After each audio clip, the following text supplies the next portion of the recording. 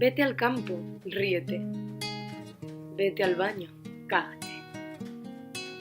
Haz tus cosas, piensa en tus cosas.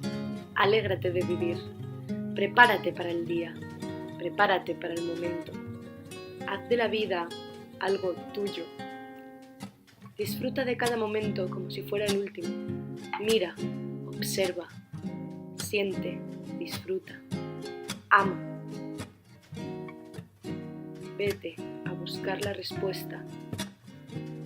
Vete a jugar. Vete. De vuelta a casa y todo vuelve a su lugar. La misma rebeldía, la misma oscuridad, las mismas 100.000 dudas sobre cómo continuar. Ahora que ya no encuentro el sonido de tu risa pa' volar siempre más alto, siempre más allá, siempre acumulando 1000 derrotas que se anunciaban antes de empezar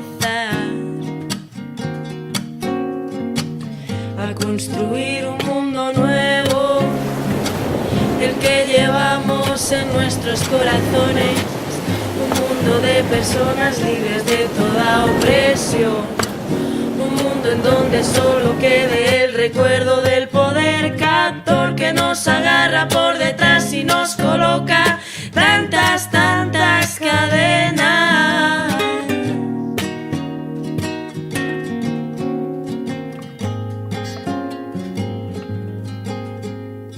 Un mundo nuevo porque en este ya no puedo más. Un mundo en que el sonido de tu risa explote para extenderse. Y no olvidemos que podríamos haber sido nosotros. Como la pólvora.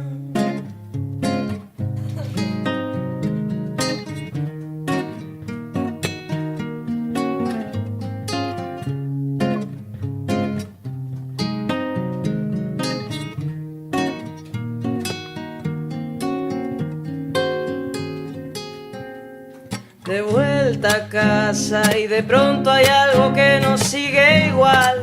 Son las barreras que tiré abajo. Ya no habrá quien las